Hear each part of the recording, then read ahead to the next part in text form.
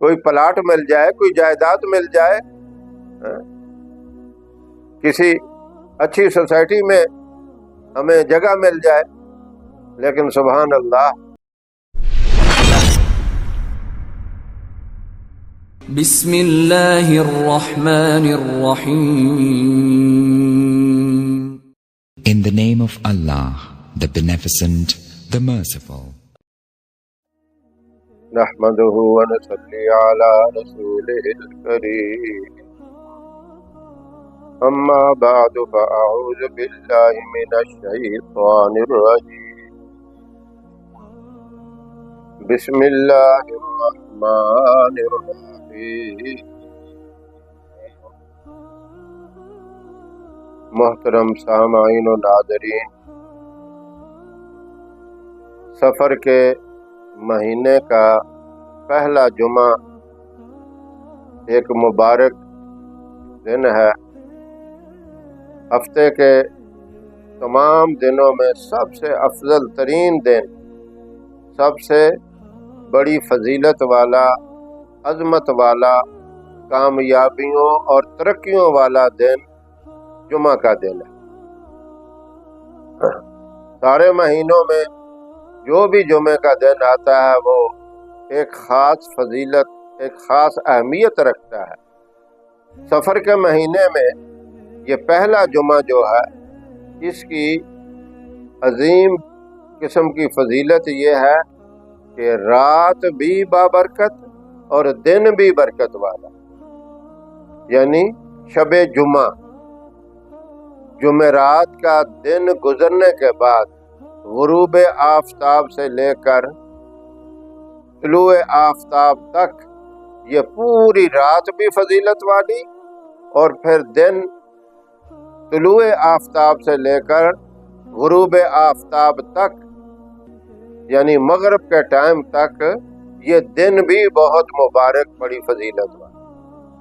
اب اس میں ایک تو حکم ہے وہ عام ہے، تمام جمعے میں وہ کیا جاتا ہے.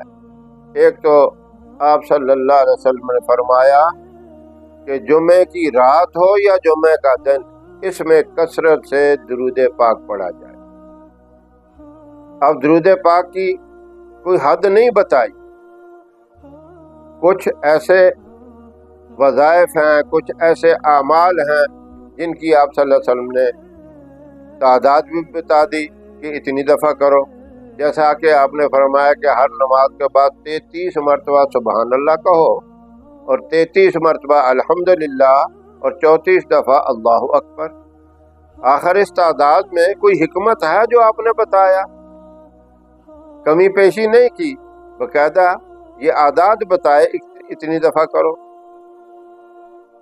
اور کچھ ایسے اعمال ہیں جن کے بارے میں فرمایا کہ ان کو ان گنت کرتے رہو.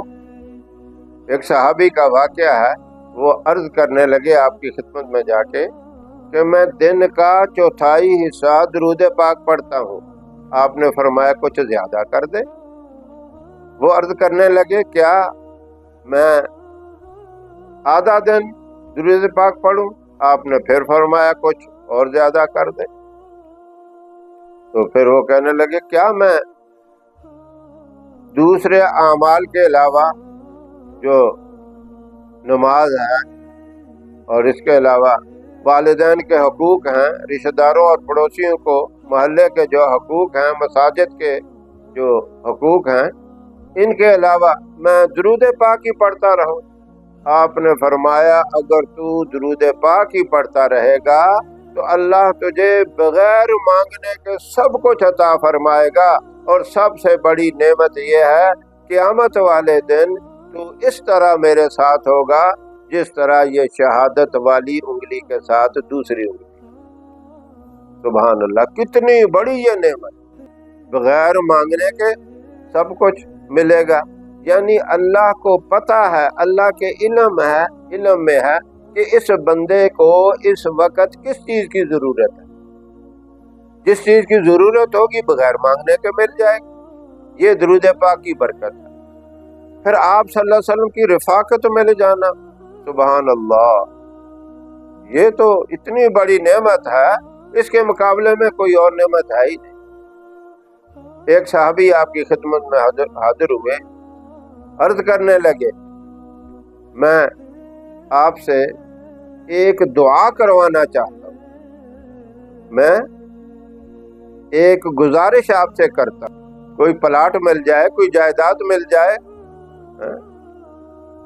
کسی اچھی سوسائٹی میں ہمیں جگہ مل جائے، لیکن سبحان اللہ ان کے نزدیک تو دنیا کی کوئی حیثیت نہیں ہوتی تھی، آخرت کے مقابلے میں دنیا کو کچھ نہیں سمجھتے تھے، کچھ نہیں مانگا دنیا۔ پھر آپ نے دوبارہ پوچھا اس کے علاوہ کوئی اور غرض ہے تو وہ بتاؤ۔ پھر انہوں نے عرض کی کہ میں جنت میں آپ کا ساتھ چاہتا ہوں۔ تیسری دفعہ بھی جب آپ نے پوچھا تو کہا کہ میں جنت میں آپ کا ساتھ چاہتا ہوں، آپ کی رفاقت، آپ کی معیت چاہتا ہوں۔ آپ نے فرمایا کہ کثرت سے درود پڑھ اور سجدوں میں میری معاونت کر، یعنی زیادہ سے زیادہ سجدے کر، فرائض بھی پڑھ، نوافل بھی پڑھ، تہجد بھی پڑھ، اشراق بھی پڑھ، چاشت بھی پڑھ، جتنی نمازیں پڑھے گا اتنی سجدے زیادہ ہوں گے، اور سجدے کی برکت سے اللہ کا قرب نصیب ہوگا، اور درود پاک کی برکت سے میرا ساتھ، میرا قرب تجھے مل جائے۔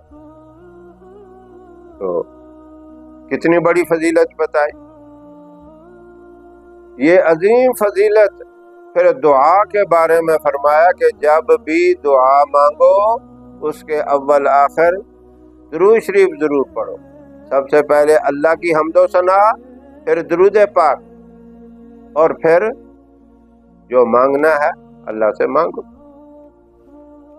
عبداللہ ابن مسعود رضی اللہ تعالیٰ عنہ فرماتے ہیں کہ میں مسجد نبی میں گیا تو نبی کریم صلی اللہ علیہ وسلم تشریف فرما تھے، ان کے ساتھ حضرت ابو بکر صدیق رضی اللہ تعالیٰ عنہ اور حضرت عمر فاروق رضی اللہ تعالیٰ عنہ کی، یہ تینوں مبارک ہستیاں۔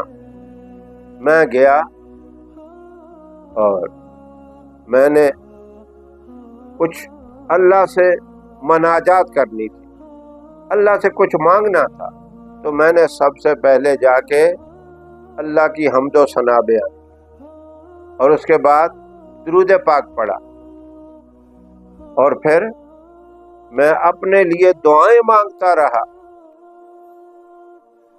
اور آخر میں پھر اسی طرح میں نے درود پاک پڑھا۔ تو میں جب جانے لگا تو آپ صلی اللہ علیہ وسلم نے بلایا، اور بلا کے کہا کہ عبداللہ ابن مسعود، آپ نے جو یہ طریقہ استعمال کیا اللہ سے مانگنے کا، اس سے افضل طریقہ اور کوئی نہیں۔ اب یہ ہے سل تؤتا، سل تؤتا، سل تؤتا، یہ 3 مرتبہ فرمایا کہ اب تو مانگ، اللہ تجھے عطا کرے گا۔ مانگنا تیرا کام، عطا کرنا اللہ کا کام، تو مانگتا جا، اللہ تجھے عطا کرتا جائے۔ تو یہ بہترین طریقہ ہے اللہ سے مانگنے کا۔ اب نبی کریم صلی اللہ علیہ وسلم کے اوپر جو درود پاک پڑھا جاتا ہے پہلے بھی اور بعد میں بھی، اب یوں سمجھے کہ آپ کی دعا پیک ہو گئی، اس کے اوپر درود پاک کی اسٹیمپ لگ گئی، مہر لگ گئی۔ اب جس طرح کسی بندے کو کوئی بندہ ہدیہ پیش کرتا ہے، کوئی گفٹ دیتا ہے، پیک کر کے خوبصورت طریقے سے اوپر اسٹیمپ لگا دیتا ہے، مہر لگا دیتا ہے، اس کو کوئی کھول نہیں سکتا۔ اسی طرح جب درود پاک اول آخر پڑھا جاتا ہے تو وہ ایسا مضبوط اسٹیمپ لگ جاتا ہے کہ اللہ کی بارگاہ میں یہ دعا ایک تحفے کے طور پر، ایک گفٹ کی مانند جا کے پہنچتی ہے، تو اللہ رب العزت اس دعا کو قبول فرماتے ہیں۔ تو یہ دعا مانگنے کا طریقہ بتایا۔ تو جمعے کی رات بہت مبارک رات، دن مبارک۔ اب رات میں آپ نے کیا کرنا ہے؟ درود پاک جتنی آپ کی ہمت ہے آپ پڑھیں، 100 دفعہ پڑھیں، کم پڑھیں، زیادہ پڑھیں۔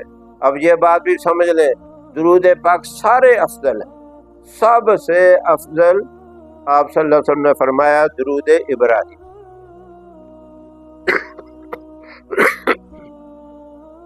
جو نماز کے اندر ہم پڑھتے ہیں یہ سب سے افضل ہے۔ اس کے علاوہ کوئی بھی درود پاک پڑھا جائے وہ قبول ہوتا ہے، کوئی درود رد نہیں۔ عبادتیں کچھ ایسی ہیں دکھلاوے کے لیے پڑھی جائیں تو وہ اس کے منہ پہ مار دی جاتی ہیں، لیکن درود پاک ضائع نہیں ہوتا۔ اس کو آپ دکھلاوے کے لیے پڑھیں، جیسے بھی پڑھیں یہ قبول ہوتا ہے۔ سبحان اللہ، کتنی بڑی فضیلت ہے۔ اور جمعے کی رات کو آپ نے 70 مرتبہ آیت الکرسی بھی پڑھنی ہے۔ یہ ایک عظیم قسم کی فضیلت، اس کی برکات آپ کو اگلے جمعے تک ملتی رہے۔ آیت الکرسی قرآن پاک کی ایک عظیم ترین بہت ہی مبارک آیت ہے۔ اس میں اللہ کی معرفت، اللہ کی پہچان اور اللہ سے ایک گہرا تعلق، ایک مضبوط تعلق پیدا ہوتا ہے۔ اللہ سے تعلق پیدا کرنے کے لیے سجدے کثرت سے اور آیت الکرسی اور نبی کریم صلی اللہ علیہ وسلم سے ایک گہرا رشتہ اور گہرا تعلق پیدا کرنے کے لیے درود پاک، یہ عمل اس رات کی فضیلت۔ اب جمعہ کے دن آپ نے فجر کی نماز کے بعد اپنے معمول کے مطابق جو قرآن پاک روزانہ آپ پڑھتے ہیں، سپارہ پڑھتے ہیں، آدھا سپارہ پڑھتے ہیں، 2 رکوع پڑھتے ہیں، جتنا بھی پڑھتے ہیں اس کا کبھی ناغہ نہ کریں، وہ ضرور پڑھیں۔ اور اس کے ساتھ سورہ یاسین یہ لازمی پڑھیں، سورہ یاسین کا روزانہ کا معمول بنائیں، اور جمعے کے دن تو اور ہی فضیلت ہے۔ پھر سورہ کہف، اس کو آپ نے جمعہ کے دن پڑھنا ہے، جمعہ کی نماز سے پہلے پڑھ لیں یا بعد میں پڑھ لیں۔ اگر ساری ایک وقت میں نہیں پڑھ سکتے تو کچھ آپ جمعے سے پہلے پڑھ لیں، کچھ بعد میں پڑھ لیں، لیکن بہتر یہ ہے کہ فجر کی نماز کے بعد آپ پڑھیں گے، پھر آپ سے یہ کبھی رہے گی نہیں، کیونکہ جمعے کے بعد بندہ اور کئی کاموں میں مشغول ہو جاتا ہے، کوئی مہمان آ جاتے ہیں، پھر اس وجہ سے رہ جاتی ہے۔ کوشش کریں صبح کے ٹائم پڑھ لیں، اشراق کے بعد پڑھ لیں، جمعے سے پہلے پڑھ لیں تو آپ کے لیے فائدہ ہوگی، اور بعد میں بھی پڑھ سکتے ہیں، لیکن آسانی کے لیے، پابندی کے لیے آپ جمعے سے پہلے پڑھ لیں تو زیادہ اچھا ہے۔ اس کا کیا فائدہ ہوگا؟ ہر طرح کے جو آپ کے اوپر معاملات آنے والے ہیں، خطرات آنے والے ہیں، جو ظلم و ستم ہیں، سب سے حفاظت ہوگی، فتنوں سے حفاظت ہوگی۔ سب سے بڑا فتنہ دجال کا ہے۔ دجال کے فتنے سے جب حفاظت اس کی برکت سے ہوگی، باقی فتنے تو اس سے کم ہیں۔ شیطان کے شر اور فتنے سے آپ کی حفاظت ہوگی، جادوگروں کے جادو سے، نظر بد سے، حسد سے، ان تمام چیزوں سے آپ کی اور آپ کے پورے گھر کی حفاظت ہوگی جمعے والے دن، اگر یہ آپ معمول بنا لیں۔ کتنا عظیم فائدہ ہے۔ تو یہ عمل آپ اس سفر کے مہینے میں پہلا جمعہ جو آ رہا ہے، اس جمعے کو یہ عمل شروع کر دیں اور پوری زندگی کا معمول بنا لیں۔ رات کو جتنا درود پاک پڑھ سکیں پڑھیں، 70 مرتبہ آیت الکرسی پڑھیں، دن کو صبح کے وقت قرآن پاک کی تلاوت اپنے معمول کے مطابق، اور سورہ یاسین اور سورہ کہف یہ چیزیں پڑھیں، تو انشاءاللہ آپ کی زندگی سکون سے گزرے گی، دشمنوں سے حفاظت ہوگی، ہر طرح کے شر، شیاطین کے اثرات اور جو نفس آپ کا اندرونی دشمن ہے، اس سے بھی حفاظت ہوگی۔ تو یہ اپنے بچوں کو بھی سمجھائیں، بڑوں کو بھی سمجھائیں، یہ عمل مردوں کے لیے بھی ہیں، میری محترم ماؤں، بہنوں اور بیٹیوں کے لیے بھی ہیں، کیونکہ دین سب کے لیے ہے۔ یہ نہیں کہ مرد حضرات کریں اور عورتیں نہیں کریں، سب کے لیے دین ہے۔ جو دین پہ چلے گا، نبی کریم صلی اللہ علیہ وسلم کے طریقوں کو محبوب سمجھ کے، معتبر سمجھ کے اس کے اوپر عمل کرے گا، اللہ دنیا اور آخرت کی نعمتوں سے مالا مال کر دے گا۔ اللہ ہم سب کو عمل کی توفیق عطا فرمائے۔ وآخر دعوانا ان الحمد للہ رب العالمین۔